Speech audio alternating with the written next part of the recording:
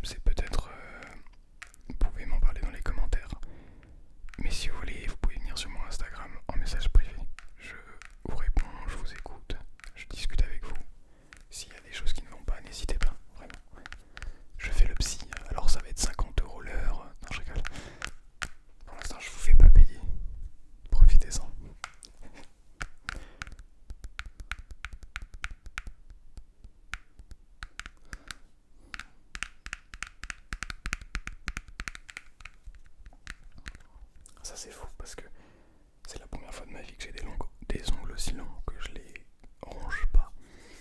Parce qu'en fait c'est un outil de travail pour l'ASMR.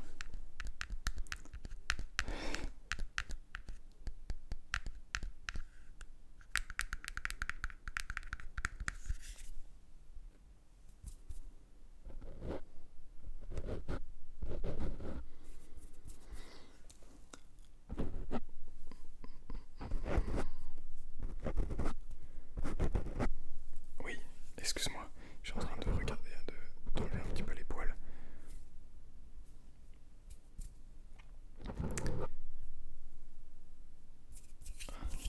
Voilà.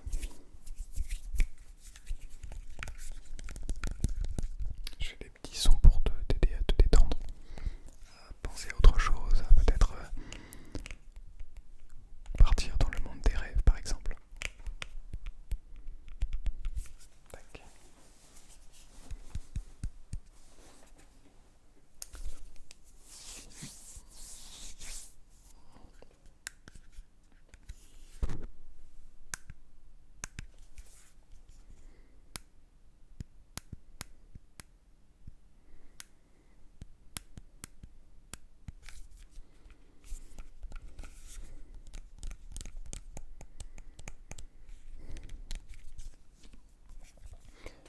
Tu es unique, vraiment. Tu es unique et quoi que qui se passe, tu as tes qualités, tes défauts, d'accord? Mais ça fait partie de toi et ça fait que tu es toi. Ça fait que tu es spécial, que tu es unique, donc. Et toutes ces qualités et ces défauts, personne d'autre ne les a. Et ces défauts, tu peux décider de les prendre comme des défauts et des choses négatives. Mais tu peux aussi décider que ce sont des forces. Des forces qui t'aident à avancer, qui t'aident à continuer malgré tous les soucis. Parce que c'est aussi ça l'acceptation des émotions, c'est l'acceptation de soi. Et être capable de se dire, ok, j'ai certains défauts, mais je l'accepte, je vis avec. Parce que quoi qu'il arrive, je n'ai pas le choix. Essayer de les fuir, c'est essayer d'être quelqu'un d'autre. Or si vous voulez être quelqu'un d'autre, vous allez jamais y arriver. Parce que vous n'êtes pas fait pour être quelqu'un d'autre. Vous êtes fait pour être vous-même. À tous les moments de la vie, tous les instants, en permanence. Et être vous, ça peut aussi décider de n'être rien du tout pendant un moment. De simplement partir avec des écouteurs dans une vidéo ASMR. Ça peut être simplement s'asseoir au soleil, s'allonger au soleil, ne rien faire pendant 1 heure, 2 heures, 3 heures. Faut que vous ayez ce temps-là évidemment. Mais pendant les vacances par exemple, ça peut être toutes ces choses, toutes ces petites choses qui vont rendre votre vie encore plus incroyable et vous permettre de vous reconnecter encore plus à vous-même. Parce que il n'y a rien de mieux que d'être connecté à soi-même. En fait, c'est une sorte de monde de paix intérieure qu'on peut retrouver à n'importe quel moment. Dans les moments les plus joyeux, mais aussi dans les moments les plus difficiles. Je veux dire dans l'autre sens, dans les moments les plus difficiles. Là où on a des émotions négatives qui viennent nous envahir. Là où tout ne se passe pas comme on le voulait, on aurait voulu. Mais on peut aussi s'y retrouver dans les moments positifs de la vie et venir se dire oh, qu'est-ce que ça fait du bien d'être là au soleil, allongé, assis. Et c'est aussi ça, l'acceptation. C'est pas que dans les moments négatifs, c'est aussi dans les moments positifs. En tout cas, moi je trouve ça vraiment incroyable parce que c'est un monde que très peu connaissent, que très peu de personnes connaissent, ouais. Et pourtant, c'est un monde, l'intériorité que tout le monde a en soi. Apprendre à être